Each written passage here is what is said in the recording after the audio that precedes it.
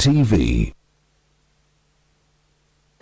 You do have about 20 minutes to the top of the hour. Thank you so much for being with us on Monday's edition of Morning at NTV. I am Priscilla Regina Daloga. Our Kickstarter this morning is quite a biteful. We get to look at the role of Speakers Conference in strengthening ties. We also get to look at the rising concerns over gun violence, as if that's not enough, the NUP leadership changing, spilling, and also what that means for the opposition generally. And you also do have the ailing Uganda opposition in 2024. What does it look like?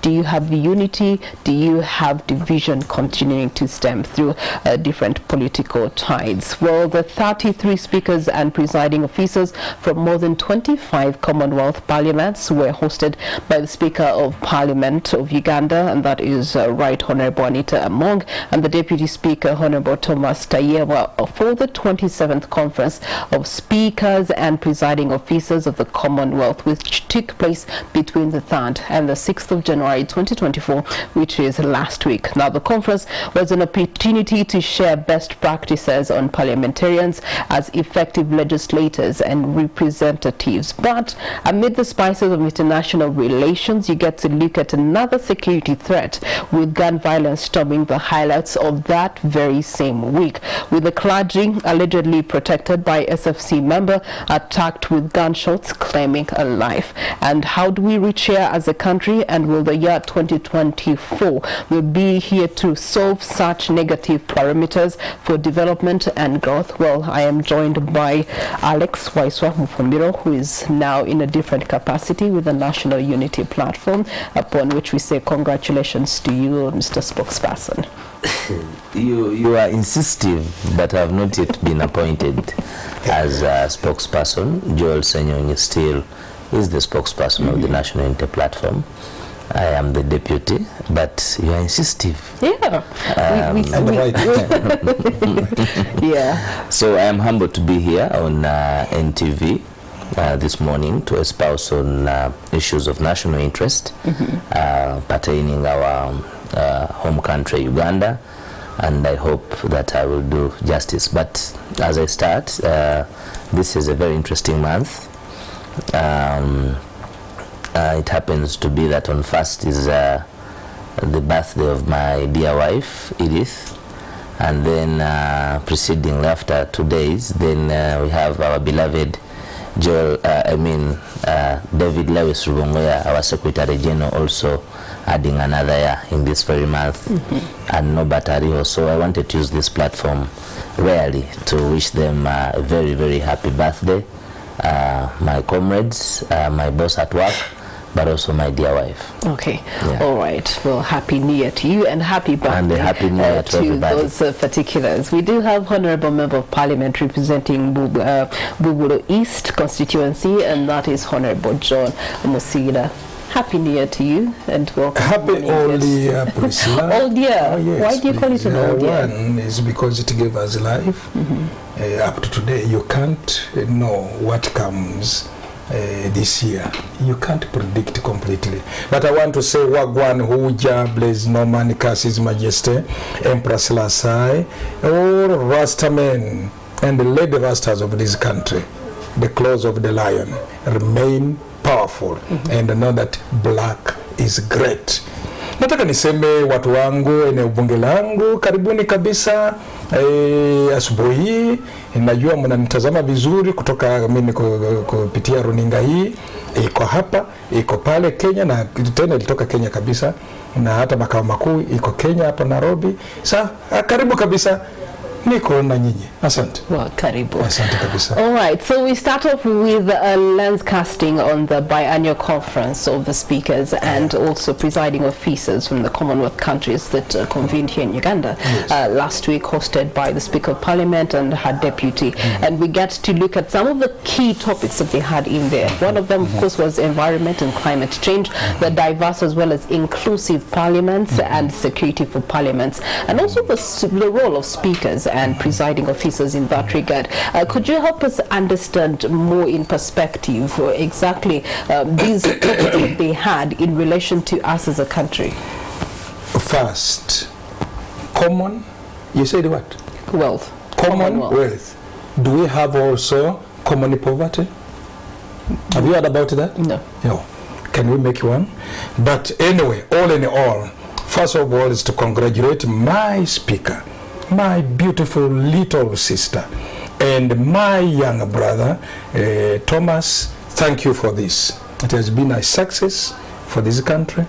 I've gotten from my relative in Kenya, who is also Speaker of Kenya, Right Honorable Moses Wetangula, who is a relative across the border, and he says you people are organized, and I'm happy about it. I'm happy about it. So first is to package ourselves internationally, and they say we are able. When I was young in primary 5 to 7, I read Chinua Achebe's book, late Chinua Achebe's book, Things Fall Apart. And there is one adage there which says, if you visit a relative at night in moonlight, it doesn't mean that your home has no moon. It is there, but you decide to sit in the moonlight at night. So equally, it is not that these parliaments of either common poverty, to me I take them as common poverty, let alone the imperialist packaging of commonwealth. We have nothing about the commonality of wealth with this, with Babylon, how we say, Rasta say Babylon. Nothing. But packaging ourselves international to that extent. You as younger people, the two of you, we used to hear these things, Nairobi, Abuja, what not like that. Today it is Kampala. And that alone makes our country, especially you younger people, to get the international recognition that we are a country, we are stable, we have the security. And I saw this when the speakers were touring around, including my parliament, the precincts of parliament, and I was there. I mean, you would see the ecstasy with them, the fervor with them, appreciating that this is Uganda. And very warm people. By the way, in East Africa, we are number one in amiability. We are number one in East Africa, maybe followed by Tanzania. The rest, I wish you visited some countries which I don't want to name. You would see very gloomy faces. You say, how are you? Now, the topics handled, climate change is a real thing. I have just come from COP28, and I'm one of those who attended most of the workshops there and everything else in Dubai. Not my first time in Dubai. I started, I think, in Dubai in 2008. When I was a lot younger, and I've seen it grow as from that year. But they have catered for their environment. This is a chunk of sand which has been turned around, has become green. When I was landing in Dubai on 28th of November, there was heavy rain, certainly induced what I would call artificial. And they thought they would do it for only 28th, but rained for 2 days, and there were floods all over. Now, part of the commentary was because UAE has gone into a lot of activity of making this desert junk into an environment hub. I say that. And Uganda, we may have taken it for granted. Certainly this is a Garden of Eden. And the Garden of Eden must be maintained. Okay. Yeah, so actually the most important theme of the Speakers' Conference was climate change. Okay. Inclusivity, that is Babylon. Inclusivity comes with homosexuality, gender, and whatever. I don't like that. I curse it in the name of Jah. All right. Wise, in that regard, I know that you've also had your eyes and ears on this conference and what transpired there within. Those being the frontliner conversations, environment and climate change, but also the inclusive parliaments, as well as the security of parliamentarians. You get to look at those being fundamental conversations globally. However, how do they resonate and trickle down to us as a country? First of all, the highlight of the conference was the manhandling of Honorable Mwada Nkonyinji. It was very unfortunate, being manhandled by police not police, the SFC, to a conference that he had met all the parameters put up by the Honorable House and the organizers. He had taken a COVID test, tested to the affirmative of those attending. He left his phones where they were asked to leave them behind. He took a bus, and then only to be embarrassed to a conference that is discussing inclusivity and security of members of parliament.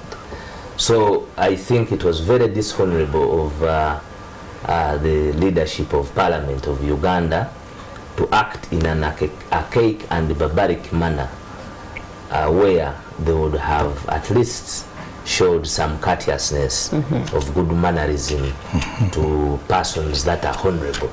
You cannot, I think it overshadowed the shabbiness of whatever they wanted to discuss, because denying somebody holding office, by the way, constitutional office, as the shadow minister of foreign affairs of the alternative government, enshrined in both the rules of parliament and in the constitution, handling him the way they handled, without even apology from the leaders and organizers of the conference, because they would have come out and told us it was an oversight, but without even apology. And there were a number of names that had been handwritten allegedly by the mafia speaker on that list, and Mwadanko Nyingi falls in that category. And that is, I think, what gave the depth of the workings of parliament.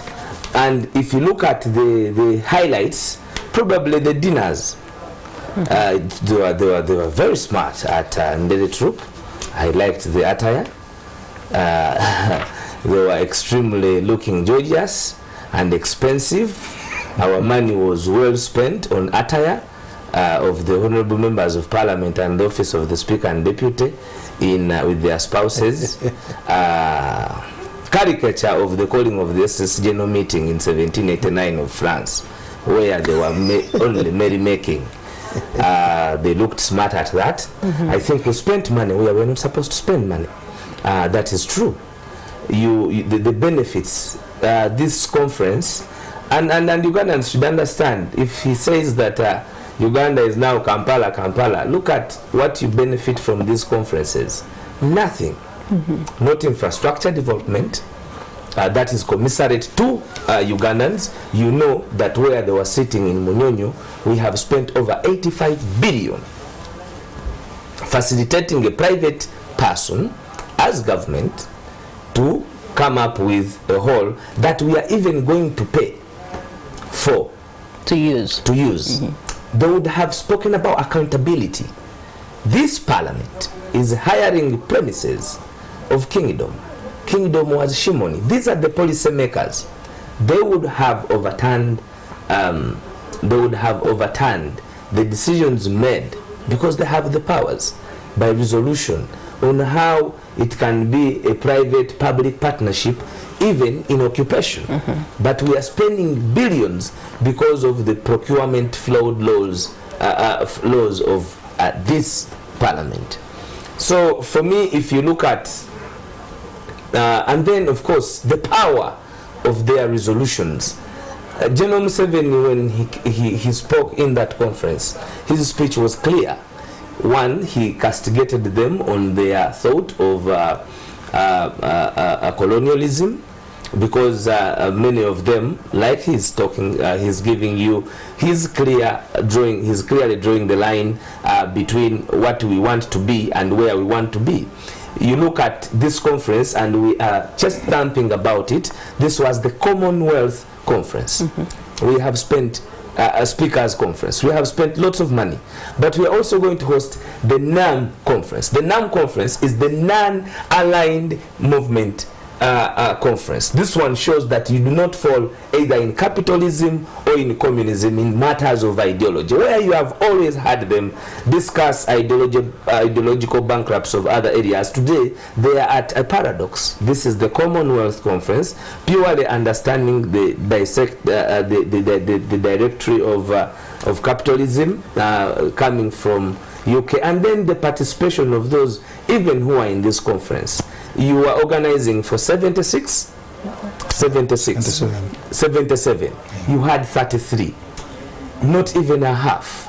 It means that there is a challenge. You should not just thump for it to have been a meritorious occasion. You understand the challenges. Look at the persons we want to talk about who attended the conference, from Bermuda, from Guyana, from it did not bring the crowd. He was speaking about his half-brother, Honorable Wetangula. Of course, Honorable Wetangula will only appreciate you for the little you will have moved. Do you know where they are as Kenya? Look at their house, look at their level of debate, look at the decorum and understanding of issues and espousing of issues by the members of the Senate of Kenya, where he is the Speaker.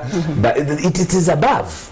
Both in outage, both in presentation, both in understanding the plight of the people, because whatever they do as parliament, at least being that they are representation of the people in numbers, I don't know, he must also be representing about over 30,000 voters. No, over 70,000. Over 70,000 voters. Wow, he's among those who have a threshold towards that is constitution of 100,000. Yeah. Over 70,000. Now, a person representing 70,000 voters in the second arm of government, with enjoying the doctrine of separation of powers, where I thought they would have been with more emphasis on how they should act independently for the interest of the wananchi. Because you look at 70,000 people, what was the benefit of 70,000 people in this conference? You will find that it was a satisfaction and a meeting of members of the oligarch, spending money to invite colleagues from other, because certain countries we even had to facilitate their coming, and that is unacceptable. But to us it is not surprising. He has already defined us as younger than him, and of course age does not lie. That is true. It is a fact.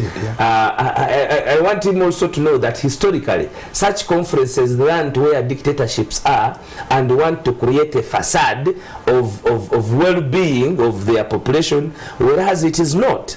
You know, you have defined us as a conference that would have been a common poverty conference, a conference of people under $1. That is about 3,700 shillings, living under $1. That would have been understandable. Finding the index of where the challenges that have brought us to this abject poverty and interdependence on our colonial masters up to now in the 21st century. Looking at our budgets, our budget is 52 trillion. You well know aware that we are borrowing far and above 30 trillion in service of our own budget. We project always that revenue will come to that mark. It does not. Now, that would have been the focal point of these speakers. To them, as leaders of the august houses that they preside over, the issue of doctrine of separation of powers is where they would have had more emphasis, because that gives them the alma mater of independence as an institution to run the interest of accountability for the many people they represent, and rather than the executive. We go back to the drawing board, Honorable, and ask ourselves, since its inception in 1969, what has been the mandate or the role of such a conference of the speakers of parliament and presiding officers, and thereof what has been the impact of that on the Commonwealth nations by and large, or benefits for that matter? Priscilla, what is the other name? Naluoga. And I would better call you Naluoga, because it is quite colonial for me to call you Priscilla. But these colonial tentacles must move on. What is the other name, sir? Waiswa. And I will be more comfortable. Just as you would be more comfortable calling me Musila. That's what I would prefer. But certainly because I carry the burden of John, I can't wash it off immediately. If the crafting was that in 1969, Commonwealth, what are we thinking today? You as young, very vibrant, educated, learned and intellectual people. What we are talking about, if the speakers are talking about environment, climate change, is it enshrined in our constitution? The constitution of any republic is not about the legal part, the chapters and the sections and whatever. It's about the objectives. Objectives of any country. We have 29 objectives. What is enshrined in the objectives? For example, objective number 13, protection of natural resources. Objective number 21, clean and safe water. Then objective 27, the environment. Very well explained. And to younger Ugandans, we should be able to understand this. Now, splashing a lot of money around and whatever. Is it true that this is a waste of money and simply not marketing Uganda in any way? This is about creating benchmarks. Priscilla, creating benchmarks. Whoever has gone out comes back and says, yes, this country is stable and we can do 1, 2, 3, 4 things. When we go to these conferences, I have attended many conferences, not because I'm in the parliament. I've done that even before. But you go out, you link up, you network, you do what you want to do, 1, 2, 3, 4 things. You see, the tourism of this country. Just recently, yes, I went under parliament to the COP28. But why would UAE come up with, transporting us free from our places of abode on the metros or buses 30 kilometers away from the CBD of Dubai to where COP is, which was, I was there privately in 2021. They were just completing it, and it is called Expo 2020. You see, now they have added a notch. By the way, a notch. When I went there, our Ugandan pavilion was not all that, but today is a full building, and we have our pavilion. So these are issues corporately which we must watch for, and for the future, for posterity of this country. It is true, like my young brother, my son, where there is a search, the Baganda say, n'abalira mu kavuyo babeerawo, abalira mu kavuyo. I am aware and conscious. Even only the 12 the disciples of Jesus Christ. There was one who went for okulira mu kavuyo. So you expect that it will be there, and it is always there.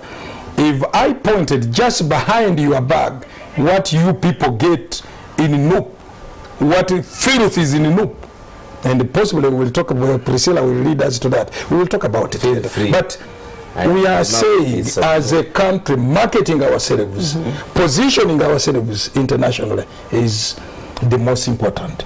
The most important. The nitty-gritty, 85 billion, whatnot, yes, you are right. And I am here to say, if indeed it is the case, we must investigate and say, this is taxpayers' money. What happened? Or what is about to happen? Or what is the arrangement? Is it a PPP? Is it a loan? Is it some kind of grant? Let us know. Let the public know. That's what I am. That's what I am. Okay. While I belong to NRM, I'm not taken by blind foolery that I should simply follow like the animal farm boxer. I'm not the boxer of animal farms, and I'm not. Then lastly on that topic, I wish my colleague to understand one thing. Not all the time politicking. There should be time when all of us must agree. You are talking of the national debt. I'm aware. maybe about 80, 90 trillion, fine. But have you also comparatively taken us into the East African countries, other East African countries? I think the most heavily indebted, according to all research, and I can refer you to CIATIN, you can Google, you will find that it is Southern Sudan. Number one, over 100 trillion in Ugandan terms. Kenya is the second. While you say Kenya is rose, I am just a neighbor. And I have my relatives there. I know what Kenya is. The average Kenyan rich poor gap is extremely very wide. A rich person in Kenya and a poor person, the gap is extremely very wide. The rich is filthy rich, the poor is abjectly poor. Okay.